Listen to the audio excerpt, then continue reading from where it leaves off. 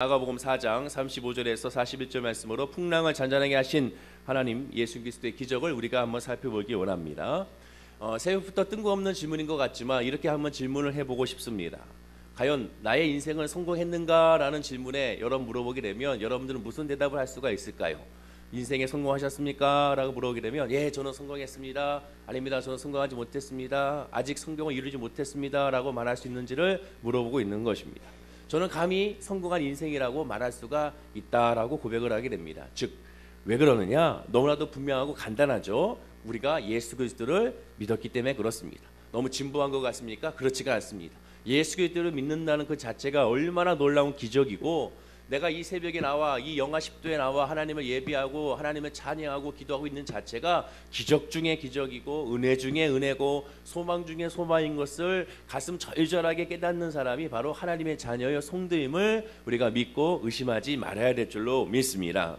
우리가 왜 찬양을 부릅니까? 똑같은 찬송, 똑같은 가사 매일매일 찬양하고 시시때로 찬양해도 그 똑같은 찬송 가운데서 우리가 은혜 받는 이유가 무엇입니까? 그 찬송의 가사 하나하나가 예수 그리스도를 증거하고 있기 때문에 그렇습니다. 말씀도 마찬가지입니다. 말씀도 똑같은 말씀을 읽고 또 읽고 또 읽어도 왜 은혜가 되느냐? 그 말씀이 예수 그리스도의 말씀이기 때문에 그렇습니다. 즉 예수 그리스도와 함께 있는 사람은 성공한 사람이 될 수밖에 없는 것이 우리가 알게 되는 것입니다. 왜냐? 오늘 본문에 그렇게 기록하고 있기 때문에 그렇습니다. 성경에 써 있기 때문에 그렇습니다. 예수 사랑하심, 예, 하나님이 나를 사랑하심 어디에 써 있는데? 성경에 써 있네 라고 우리가 찬양하는 것처럼 우리가 하나님 말씀을 통하여 나는 내 인생은 이미 성공한 인생이구나, 하나님의 복받은 인생이구나, 하나님의 사랑 안에 거하는 인생이구나라는 것을 우리가 고백할 수밖에 없음을 우리가 깨달아 알아야 될 줄로 믿습니다. 그렇습니다. 오늘 본문이 바로 그 성공했다라는 것을 고백하는 한 예가 됩니다. 오늘 본문에 기록하고 있죠. 오늘 본문의 말씀도 역시 마태복음 8장과 누가복음 8장에 기록되어 있습니다. 예수님이 믿는 것이 가장 큰 성공이 된 이유가 오늘 본문 그대로 있는데 우리 본문 36절 말씀을 다 같이 한번 읽어보겠습니다. 본문 36절 말씀입니다. 자, 시작. 그들이 무리를 떠나 예수를 배에 계신 그대로 모시고 가매 다른 배들도 함께 하더니, 예수님을 인생이라는 배에 우리가 모시기 때문에 우리 인생은 성공할 수밖에 없는 인생이라는 것을 우리가 알게 되는 것입니다. 그래서 본문의 기적의 말씀처럼 예수님을 이 인생의 배에 모셨기 때문에 어떤 폭풍우를 만나도 예수 그리스도의 이름을 부르면 구원을 받게 되는 것입니다. 즉 찬양처럼 주의 이름을 부르는 자는 구원을 얻으리로라 라는 찬양과 그 하나님의 말씀처럼 오직 주의 이름을 부를 수 있는 권세, 주의 이름을 부를 수 있는 은혜, 주의 이름을 부를 수 있는 우리의 영적인 깨달음이 있기 때문에 우리의 인생은 성공한 인생이라는 것을 오늘 이 새벽에 고백하고 우리가 평안함을 누리고 기대감이 넘쳐야 될 줄로 믿습니다. 자, 그렇다면 이러한 믿음의 바탕에서 예수 믿는 것이 인생의 성공이고 예수 믿는 것이 기쁨이라는 것을 깨닫는 이 믿음의 바탕에서 우리가 오늘 본문의 말씀을 살펴보길 원합니다. 같은 내용이 있는 마태복음 8장을 보면 지금 예수님의 40번의 기적의 오늘 이 순서와 마찬가지로 마태복음 8장에 백부장의 하인을 예수님이 고치시고 10배에 걸린 베드로의 정모를 고치시고 저물대에 귀신 들린 사람을 귀신을 쫓아내시고 그리고 오늘 본문의 말씀이 기록되어 있습니다. 즉 순차적으로 이렇게 기록되어 있는 것이죠. 누가복음의 경우를 보게 되면 마태복음의 경우와 마찬가지로 그렇게 순서적으로 기록하고 있습니다. 그런데 씨 뿌린 자의 비유의 말씀이 기록되고 나서 그 다음에 우리에게 말씀해주고 있습니다. 차이점은 누가복음 8장 22절에 이렇게 시작을 합니다. 하루는 제자들과 함께 배에 오르사라고 시작이 됩니다. 하루는 이라고 시작하는 거 보니까 시간의 경과를 두고 기록한 것을 우리가 볼 수가 있습니다. 또한 오늘 본문의 마가복음의 경우는 본문에 마찬가지로 바로 본문에 있는 성경에 있는 우리가 읽은 것처럼 바로 앞에 있는 누가복음과 마찬가지로 윗구절이 씨 뿌린 자의 비유로서 말씀하고 나서 그 다음 본문 35절 말씀이 이어지는 것을 보게 됩니다. 오늘 본문의 35절 말씀 보면 그날 저물 때라고 말씀하는 것이죠. 즉 씨 뿌린 자의 비유의 말씀이 있은 후에 이 말씀이 나타나는 것을 보게 되죠. 그렇다면 우리가 알 수 있는 것은 씨 뿌린 자의 비유의 말씀이 있은 후에 그날 저녁에 오늘 폭풍우의 사건이 나타나게 된 것을 보게 되는 것입니다. 자, 그럼 마태복음을 통하여 같이 조합해서 봤을 때 어떻게 우리가 알 수가 있느냐? 예수님께서 산에 오르셔서 산에서 산상수훈의 말씀을 하시고 하나님의 나라와 복음에 대해서 여러 가지 비유에 대해서 하나님 예수님께서 말씀을 전하시고 산에서 내려오셔서 바로 백부장의 집에 가셔서 거기서 치유하시고 하인을 치료하시고 베드로의 장모를 치유하시고 또한 중풍병 걸린 사람을 치료하시고 귀신 들린 사람을 치료하시고 오늘 본문에 있는 말씀으로 이어지게 되는 것을 우리가 알게 되는 것입니다. 그리고 본문에 의하면 예수님께서는 저녁에 제자들과 함께 배를 타고 건너편 즉 거라사 지방으로 가시겠다고 배를 타고 움직이시는 것을 보게 되고 내일 새벽은 우리가 그래서 거라사 지역으로 가게 되는 것이죠. 자, 그러나 오늘 본문 30절에 보면 이렇게 역사가 일어납니다. 우리 본문 37절 말씀을 한번 읽어보겠습니다. 큰 광풍이 일어나며 물결이 배에 부딪혀 들어와 배에 가득하게 되었더라. 자, 여기서 큰 광풍이라는 이 단어는 요나서 1장 4절에 있는 단어, 바로 요나에게 덮쳤던 큰 그런 광풍, 그 광풍과 같은 단어의 뜻으로 사용하고 있습니다. 즉 바람과 물결로 인하여 배가 뒤집히게 될 정도의, 침몰하게 될 정도의 어마어마한 그러한 태풍을 의미하고 있는 것입니다. 그러나 다른 점이 있습니다.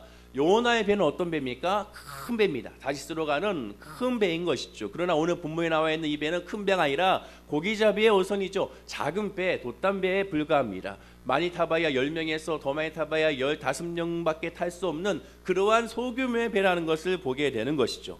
요나의 배에 보면 그 광풍, 같은 단어를 사용하는 그 광풍과 태풍으로 말미암아 요나의 배가 성경에 보면 거의 깨지게 되었더라라고 묘사하고 있습니다. 배는 전복되지 않았습니다. 배가 깨질 정도로 위급한 상황이 놓여져 있을 때 선장과 그다음에 선원들과 사람들이 제비를 뽑아서 요나를 바다에 던지게 되고 그 즉시로 바다의 풍랑이 그치게 됨으로 말미암아 배가 침몰되지 않았음을 우리는 요나서를 통하여 확인할 수가 있습니다. 그러나 예수님이 탔던 이 작은 배, 제자들이 탔던 이 작은 배는 결코 그럴 수가 없는 상황이었습니다.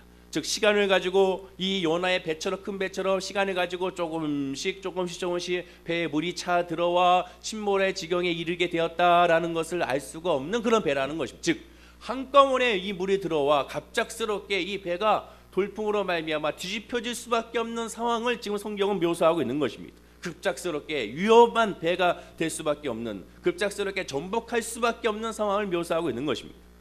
그러나 이에 비해 대조적으로 성경은 이렇게 기록하고 있습니다. 본문 38절에 보면 예수께서는 고물에서 베개를 베고 주무시더니라고 말씀하고 있습니다. 배가 갑자기 물이 들어와 갑작스럽게 배가 침몰할 위기의 사회에 있을 때 예수님은 뭐하고 계셨는가? 아주 정밀하게 묘사하고 있습니다. 예수님이 바로 베개를 베고 주무신다는 것입니다. 마태복음을 통해 보면 예수님께서 산상수훈에서 뭐라고 말씀하시냐, 내가 인자는 머리 둘 것이 없도다라고 말씀하고 있는데 머리 둘 것이 없다는 예수님의 말씀이 끝나자마자 예수님은 저물 때에 바로 베개를 베고 주무시는 안식과 평안을 누리는 것을 보게 되죠. 여기서 말하는 주무신다라는 헬라어 단어가 카디도라는 단어인데 잠이 떨어진다는 단어입니다. 쉽게 얘기하면 우리말로 하면 꿀잠이라는 것이죠. 아주 푹 주무시는 것입니다. 어쩌면 코 골고 주무실지는 모르겠습니다. 푹 자는, 어린아이가 자는 것을 보시면 알겠지만 어린아이는 얼마나 달게 잡니까? 아주 맛있게 자는 것을 보게 됩니다. 그 맛있게 자는 거, 꿀잠을 자는 그런 단어입니다. 즉 예수님은 그 배에서 폭풍과 몰아치고 뒤집혀지고 있는 그 상황 가운데 예수님은 그곳에서 무슨 잠을 주무시냐? 꿀잠을 주무시고 계시는 것입니다. 그런데 어디서 주무시냐가 중요하죠. 어디냐? 성경을 보면 예수께서는 고물에서, 이물이 아니라 고물에서, 즉 배의 뒤편에서, 이물 배의 앞편이 아닌 배의 뒤편에서 예수님은 주무시고 계십니다. 여러분, 이 말씀을 이해하기 위해서는 오늘날의 배로 보지 말고 예전의 배로 돌아가야 됩니다. 예전에 우리 이 한강에 있는 그런 나루토에 있는 배들을 생각하시면 정확하게 이해할 수가 있을 것입니다. 조선의 배도 마찬가지고 옛날 시대의 배도 마찬가지입니다. 배의 특성상 폭풍으로 하여 배가 몰이 차면 어떻게 됩니까? 배는 고기잡이 배고 바로 강에서 쓰는 배이기 때문에 큰 배가 아니기 때문에 자연스럽게 배의 모양이 앞에는 나선형으로 모형이 되어 있지만 뒤에는 평저선 같이 평평하면서 날 수밖에 없습니다. 배 자체가 무게 중심으로 말미암아 또한 고기로 실어야 되기 때문에 그렇게 되죠. 그래서 모든 나루토의 배들은 그런 식의 배인 것을 우리가 보게 됩니다. 우리가 쉽게 얘기하면 저수지라든가 이런 데 가 있는 배들을 보시면 더 쉽게 이해할 수가 있을 것입니다. 그러면 물에 잠기게 되면 어떻게 잠기느냐? 앞에부터 잠기는 것이 아니라 자연스럽게 무게중심을 해요. 뒤부터 이 배에 바로 이 고물부터 물이 잠기게 되고 그 물이 이 고물부터 잠김으로 말미암아 자연스럽게 흐트러지게 되고 그 흐트러짐으로 말미암아 뒤집어질 수밖에 없는 것을 보게 되는 것입니다.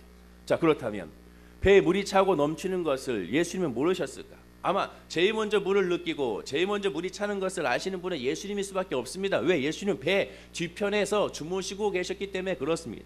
제자들은 일어설 수도 모릅니다. 앉아있을지도 모르겠습니다. 그러나 예수님은 누워 계셨습니다. 자연스럽게 배에 물이 차면은 제일 먼저 느낄 수밖에 없는 것이죠. 다 알고 있을 수밖에 없는 것을 보게 됩니다. 또한 예수님은 하나님이기 때문에 다 알 수밖에 없는 것이죠. 때때로 우리가 기도해도 하나님은 응답이 없고 아무런 변화가 없는 것 같고 같이 느껴질 수가 있습니다. 과연 내 기도가 하나님께 연락되고 있는가? 내 기도가 하나님 응답하고 있는가? 과연 하나님은 내 기도를 알고 계시는가? 우리가 의심할 수 있습니다. 그러나 절대로 의심할 필요가 없는 것은 하나님은 다 알고 계신다는 것이죠. 기도는 응답입니다. 따라서 하시겠습니다. 기도는 응답이다. 기도는 응답입니다. 하나님께서 우리에게 하는 모든 기도, 우리가 하나님께 구하는 기도는 다 응답일 수밖에 없는 것을 우리가 보게 되는 것입니다. 하나님은 다 알고 계시고 하나님의 시간표가 있고 하나님의 때가 있기 때문에 하나님 알고 계시는 걸 믿고 기도하는 것이 바로 우리의 기도가 되어야 될 줄로 믿습니다. 그리고 그것을 믿는 것이 믿음인 것이죠. 그러나 그럼에도 불구하고 우리가 자신이 없는 이유는 무엇입니까? 그럼에도 불구하고 우리가 하나님께 온전하게 구하지 못하는 이유가 무엇입니까? 그것은 바로 내 인생의 배에 예수님이 계시지 않는다고 생각하기 때문에 그렇습니다. 아니, 예수님이 계신다 하더라도 예수님은 주무시고 계신다고 생각하기 때문에 그렇습니다.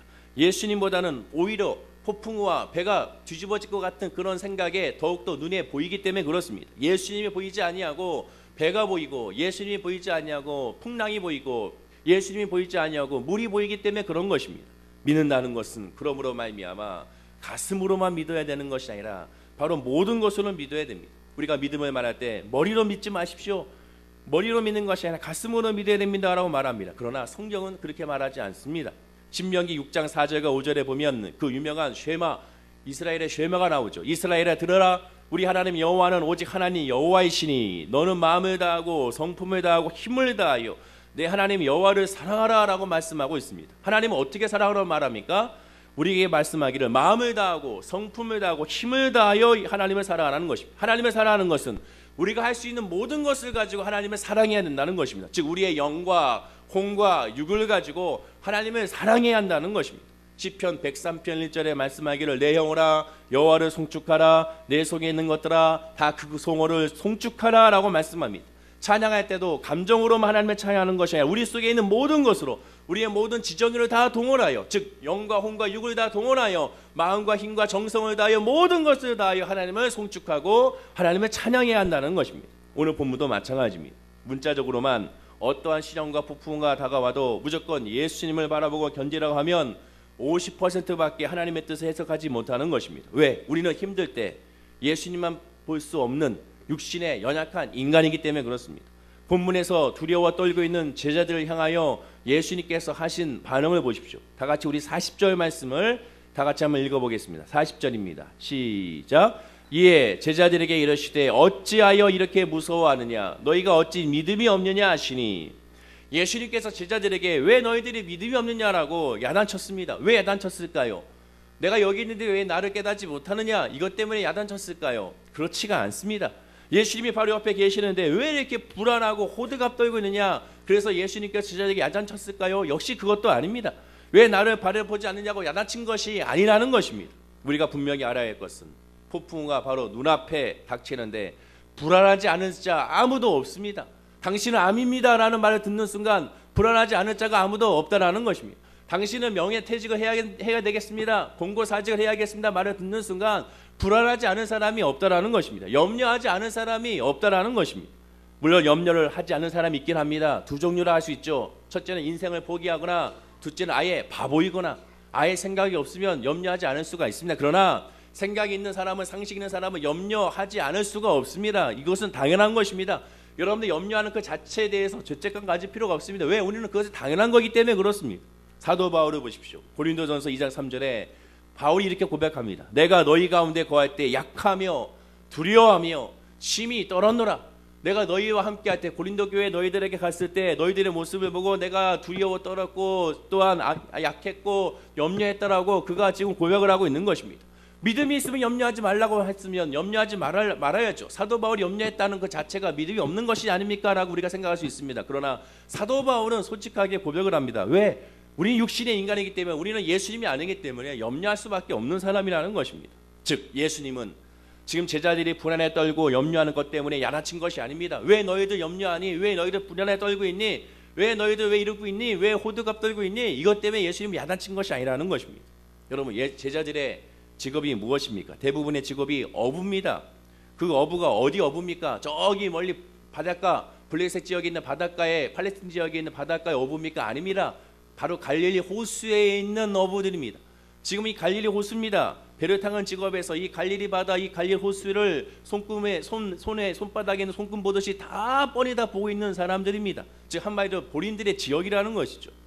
실제로 갈릴리 바다는 해수표면보다 200m가 낮다고 하죠. 그러다 보니까 자연스럽게 주변에 있는 산들로 인해서 바람으로 말미암아 갑자기 돌풍이 일어나서 파도가 크게 일어날 수밖에 없는 지형이라고 합니다. 당시 10명에서 15명 정도밖에 탈 수밖에 없는 그러한 당시 갈릴리의 그런 배를 봤을 때 자연스럽게 그 광풍으로 말미암아 뒤집어질 수밖에 없고 죽을 수밖에 없다는 것을 어부라면 다 알고 있을 것입니다.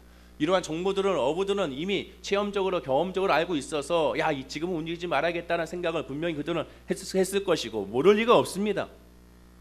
공동번역 성경으로 본문 40절 말씀 보면 이렇게 말씀합니다. 제가 읽어드리면 그렇게 하시고 나서 예수께서는 그들에게 왜 그렇게들 겁이 많으냐, 아직도 믿음이 없느냐라고 책망하셨다라고 말씀합니다. 공동번역 성경은 원어를 그대로 해석한 성경인데 그 원어 성경에는 개역개정 오늘 본문 말씀에 없는 단어가 하나 튀어나옵니다. 그것은 바로 무엇이냐? 믿음이 없느냐에서 앞에 아직도라는 단어입니다. 아직도 믿음이 없느냐라는 것입니다. 즉 예수님의 뜻은 무엇입니까? 아직도. 왜 아직도 너희들은 믿음이 없느냐? 내가 분명히 앞에서 가르쳐줬는데 믿음이 무엇인지를 가르쳤고 너희들이 아멘하지 않았느냐? 내가 믿나이다라고 고백하지 않았느냐? 그런데 왜 너희들은 믿음이 자라지 아니하고 아직도 믿음이 없느냐라고 말하게 되는 것입니다. 예수님은 오늘 본문 오기 전까지 앞에서 말씀드렸지만 오늘 하루에만 백부장의 하인을 고치시고 열병에 걸린 베드로의 장모를 치유하시고 저물 때 귀신 들린 사람들과 각색 질병 있는 사람들 일일이 안수하셔서 치유하시고 나서 배를 타고 간 겁니다. 그리고 더군다나 귀신들이 뭐라고 고백합니까? 메시아시다, 하나님의 아들이시다, 그리스도시다라고 고백했던 그런 광경을 그들이 목격을 했습니다. 그런데도 불구하고 본문 41절에 보면 그들이 뭐라고 말합니까? 다 같이 본문 41절 말씀을 다 같이 읽어보겠습니다. 자, 시작. 그들이 심히 두려워하여 서로 말하되 그가 누구이기에 바람과 바다도 순종하였는가 하였더라. 그가 누구이기에, 여전히 예수님이 누군지를 모릅니다. 예수 그리스도가 어떤 분인지를 알지 못한다는 것이죠. 그들은 성경에 여러분 한번 다시 앞에 부분 읽어보십시오. 제자들은 내가 믿나이다, 그 모습을 보고 믿었더라라고 성경은 표현하고 있습니다. 가나 혼인잔치 끝나자마자 그 모습을 보고 믿었더라. 중풍병자가 치유받은 것을 보고 믿었더라. 제자들은 믿었더라고 표현하고 있습니다. 믿었다고 말하게 되는 것이죠. 그런데 여전히 그가 누구이기에 라고 저희들이 고백하고 있습니다. 아직도 정말 예수님이 누군지를 알지 못하는 겁니다. 말씀을 듣고 있습니다. 찬양을 하고 있습니다. 기도를 하고 있습니다. 주님 앞에 나와 봉사 헌신하고 있습니다. 그런데 우리도 예수님을 알지 못한다면 그것이 진짜 심각하다는 것입니다. 예수님을 알지 못하다면 그래서 우리의 신앙 가운데 승리하지 못하고 결국에는 무너질 수밖에 없는 것입니다. 믿음은 분명 하나님의 영으로 깨달아 알아야 됩니다. 그러나 지정의 인간의 모습도 작용해야 됩니다. 하나님의 영이 아니면 하나님의 일을 알 수가 없습니다. 그러나 힘과 모든 걸 다하여 모든 것을 사용하여 하나님을 찬양하고 하나님을 깨달아 알아야 되는 것입니다. 불과 몇 시간 전에 이 놀라운 기적들을 예수님은 보여주셨습니다. 그렇다면 아무리 성령의 역사가 없다 하더라도 예수님의 메시아시라는 것을, 그리스도라는 것을 하나님께서 우리에게 주신 지정의와 양심이 있다면 하나님을 깨달아 알 수가 있는 것입니다. 꽃을 바라보라, 들에 있는 짐승을 바라보라, 공중의 새를 바라보라, 심지도 아니하고 거두지도 아니하는데도 하나님께서 다 거두지 않느냐? 무슨 뜻입니까? 이 세상을 바라봐라. 이 세상 안에 하나님께서 우리에게 계시해 주셨다. 즉 하나님의 영이 아니더라도 이 세상적인 이치를 바라보게 되면 어찌 이 세상을 주관자가 아니면 젖는 자가 아니면 어찌 이 세상에 창조할 수 있으랴? 이 세상에 돌아갈 수가 있으랴? 이거는 신이 있을 수밖에 없는 것이고 하나님이 계실 수밖에 없는 것이라는 것을 깨달아 알 수가 있다는 것입니다. 예수님이 오죽 답답했으면 마가복음 8장 17절에 이렇게 말합니다. 예수께서 아시고 이러시되 너희가 어찌 떡이 없음을 보고 수근거리느냐? 아직도 알지 못하며 아직도 깨닫지 못하느냐? 너희의 마음이 둔하냐라고 예수님께서 책망하십니다. 여기서 말하는 깨닫지 못하냐는 이 깨닫는 단어가 쉬니에미라는 단어인데 이것은 우리의 영이 깨닫는 것이 아니라 이 단어는 이해하다입니다. 이해하다. 우리의 지정이, 우리의 지식, 우리의 머리가 이해하다. 왜 너희는 아직도 이해하지 못하느냐? 이 모든 과정을 보고도 알지 못하느냐는 것이죠. 너희 마음이 둔하냐 해서 여기서 말하는 마음은 바로 헬라어로 칼디아라는 단어입니다. 이 마음이라는 단어는 영적인 것만 의미하는 것이 아니라 육적 또한 영적인 마음을 의미하게 됩니다. 즉 인간의 이성과 함께 인간의 영성을 같이 포함하는 단어입니다. 즉 왜 너희들의 마음이 둔하냐? 왜 너희들의 마음과 힘과 정성을 다하여 너희들의 모든 것을 다 가지고 왜 주님을 알지 못하고 깨닫지 못하느냐고 예수님께서 말하게 됩니다. 공동 번역 성경을 보면 더 놀랍게 이렇게 해석합니다. 그렇게도 생각이 없느냐? 너희의 마음이 둔하냐? 이것을 공동 번역은 그렇게도 생각이 없느냐라고 예수님께서는 말씀하고 있는 것입니다. 우리가 믿음을 써야 될 것이 어디냐? 여러분 질병이 다가오면 주여 이 질병을 고쳐달라고 이 믿음을 쓰는 것이 아닙니다. 우리가 믿음을 쓰는 것이 우리의 2017년도에 나에게 하나님의 복을 주십시오, 아브라함의 복을 주십시오, 이삭의 복을 주십시오, 야곱의 복을 주십시오, 그 복을 달라는 데에 믿음을 쓰는 것이 아닙니다. 믿음은요 어디에 써야 되는 것이냐? 환난이나 폭풍우가 아니고 배가 뒤집히지 말라고 기도하는데 주여 이 배가 뒤집히지 않을 줄로 믿습니다. 폭풍우가 지금 모였지만 뒤집히지 않을 줄로 믿습니다. 폭풍우가 몰아치지만 물이 더욱더 들어오지 않을 줄로 믿습니다. 폭풍우가 몰아치지만 아버지 하나님이여 내가 이로 말미암아 죽지 않게 될 줄로 믿습니다. 이런 것에 믿음을 쓰는 것이 아닙니다. 믿음이 동원해야 되는 것은 무엇이냐? 오직 예수 그리스도를 누군지를 아는 것에 믿음을 동원하는 것입니다. 우리가 기도하며 간구하는 목적이 무엇입니까? 이 새벽에 기도하는 모습이 그리스도를 알고 그리스도를 깨닫기 위하여 기도하고 간구하는 것이 우선입니다. 오직 예수 그리스도가 누군지를 알고 오직 예수 그리스도가 누군지를 믿고 오직 예수 그리스도로 말미암아 그래서 내가 그리스도로 말미암아 평안하다는 것을 깨닫고 그리스도로 말미암아 자유하다는 것을 깨닫고 그리스도로 말미암아 은혜 안에 거한다는 것을 깨닫는 것입니다. 즉 예수님의 40번의 이 기적의 새벽 예배를 통하여 결국 예수님이 누군지를 알고 그 예수님 하신 것이 무엇인지를 깨달아 알아서 그 역사가 내 삶 가운데 이루어짐을 고백하는 것이 바로 이 말씀의 핵심이고 그것이 바로 다른 말 우리는 복음이라고 표현하게 되는 것입니다. 만약에 예수님이 누군지를 안다면 예수님이 어떤 분인지를 안다면 예수님 하신 사역의 제자들이 알고 있다면 폭풍과 몰아치고 배가 뒤집어져도 또 물에 빠져도 어떻게 됩니까? 예수님이 계시기에 내 영혼 평안해가 되는 것입니다. 폭풍과 몰아쳐서 뒤집어져도 그래 하나님의 역사가 있지 하나님의 인도하심이 있을 거야. 주여 이 상황까지 내가 주님을 벗어나지 않게 하여 주시고 주의 마음에 벗어나지 않게 해달라고 기도하는 것 그것이 믿음이라는 것입니다. 2017년도에 광풍을 피해달라고만 기도할 것이 아니라 광풍이 다가와도 흔들리지 않는 영성과 믿음을 달라고 기도하는 사람이 진짜 성도요 하나님의 자녀인 것입니다. 왜? 광풍은 오기 때문에 그렇습니다. 육신에 있는 한 광풍이 안 올 수가 없어요. 2017년도에 어찌 광풍이 안 올 수가 있습니까? 우리 교회도 마찬가지고 이 나라 이 민족도 마찬가지고 우리 가정도 마찬가지고 개인도 마찬가지로 광풍은 안 올 수가 없습니다. 당연히 올 수밖에 없습니다. 그러나 광풍을 나 혼자 맞지 아니하고 늘 주님과 함께 있음을 깨닫고 주님이 누군지를 깨닫고 내가 예배하는 대상이 누군지를 깨닫고 내가 기도하는 사람이 누군지를 깨달았을 때 우리는 자유하게 되는 것입니다. 거듭 강조하지만 다윗이 뭐라고 고백합니까? 사막에 음침한 골짜기를 다닐지라도 해를 두려워하지 않을 것은 주의 지팡이와 막대기가 나를 안위하시나이다. 다윗이 고백하는 건 무엇입니까? 나를 사망의 골짜기로 들어가지 말게 해달라고 기도하지 않았습니다. 그가 사용했던 믿음은 무엇입니까? 어딜 가는지 나는 주님과 함께하는 하나님이 나에게 역사하시는 하나님이 나를 사랑하시는 하나님이 나를 인도하시는 그런 분이라는 것을 그가 깨닫고 거기서 두려워하지 말라는 것입니다. 예수님마저 겟세마네 동산에서 심장이 터질 정도로 심히 두려워하셨습니다.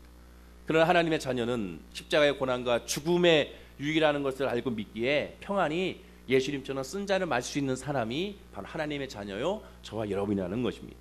예수님 말씀하시죠. 나를 따라오려는 자기 십자가를 지고 나를 따르라라고 말씀합니다. 그렇습니다. 진짜 그래서 예수 믿는 것이 가장 큰 성공이라고 말씀드리는 이유가 바로 여기 있는 것입니다. 여러분 이 새벽에 나는 과연 예수님을 정말 내 인생에 배에 모시고 있고 내가 믿는 예수님이 누군지를 정확히 알고 있는지 내가 기도하는 대상이 누군지를 정확히 알고 있는지 내가 구하는 대상이 정확히 누군지 아는지 그럼 내가 구하고 기도하는 그 대상인 그 예수 그리스도가 그 하나님이 내 삶 가운데 어떻게 역사하시는지를 제대로 깨닫고 알고 있는지 거기에 먼저 우리가 집중해야 되는 것입니다. 그러면 거기에 집중하게 되면 우리에게 다가오는 어떠한 환경과 어떠한 어려움과 어떠한 소망일지라도 그 모든 상황에서 자유할 수가 있게 될 줄로 믿습니다. 기도하겠습니다. 하나님 아버지, 오늘 새벽을 통하여 이 광풍을 통하여 오직 주님만 바라보는 믿음 있게 하시니 감사드립니다. 우리가 믿고 우리가 예비하는 예수 그리스도를 우리가 깨달아 알아야 됩니다. 하나님이 누군지를 깨달아 알아야 됩니다. 하나님의 역사를 깨달아 알아야 됩니다. 사랑하는 모든 성도님들, 그 믿음과 그 은혜 안에서 주님이 계시기에, 주님이 함께 하시기에, 주님의 뜻이 있기에, 주님의 성령이 있기에 우리의 폭풍과 몰아치고 배가 뒤집어지고 또 어떠한 상황이 닥쳐와도 결국 하나님의 자녀를 망하지 아니하는다는, 하나님이 인도하신다는 그런 담대한 믿음의 신앙의 고백이 우리 성도님들의 신앙의 고백이 되게 하여 주셔서 2017년도에 그 어떠한 상황에서도 결국 주님의 뜻 안에서 합력하여 선을 이룰 수 있도록 은혜와 복을 부어 주시옵소서. 감사드리며 예수님의 이름으로 기도드립니다. 아멘. 하늘에게